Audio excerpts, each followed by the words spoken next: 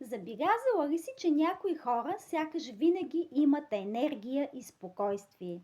Искаш ли да разбереш как го правят? Това са хора, чието вътрешни енергийни центрове са в баланс. Когато са спокойни и отворени, хората усещат лекота, радост и дори малките неща изглеждат по-красиви.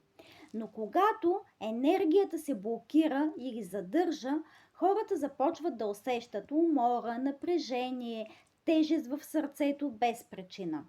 Хубавото е, че това може да се промени много бързо, с прости практики, които можеш да направиш само за няколко минути, всеки ден у дома.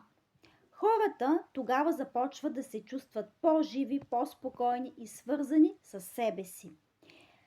И точно това ще ти покажа в безплатният ми уебинар тази вечер. Ако искаш да усетиш тази лекота и спокойствие, присъедини се към уебинара как да върнеш спокойствието и енергията си. Тази вечер, 19 март, 19:30 часа. Линкът за записване е под видеото.